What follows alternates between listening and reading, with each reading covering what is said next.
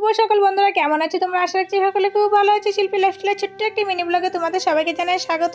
সমস্ত আশেপাশে কাজ করে চাটা খেয়ে বসে পড়লাম রান্নার সব কিছু রেডি করার জন্য।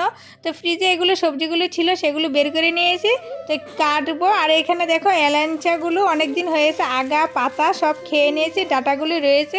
তো লাউ কেটে রেখেছি, লাউ দিয়ে গাজর দিয়ে আলু দিয়ে সব শুক্তো রান্না করবো। আর কপির আলুও কেটে রেখে দিয়েছি, কপি কাটছি, বাঁধাকপি, চিংড়ি মাছ দিয়ে বাঁধাকপি দিয়ে রান্না হবে, আর উচ্ছে আলু ভাজা হবে, টমেটোর টক হবে।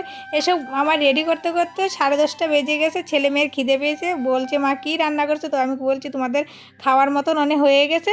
তো যাই হোক, একবারে রান্নাটা করে নিয়ে তো আমি স্নান করে তো সবাইকে মানে খেতে দিয়ে নিজেও খেতে বসেছি, আর মা খেয়ে দিয়ে ওখানে বসেছে। তোমাদের দাদাভাইয়ের খাওয়া হয়নি, আমি কাপড় ধুয়ে এসে সেগুলোও লাটতে হবে, তো আমি কাপড়গুলো ছড়িয়ে দিয়েছি।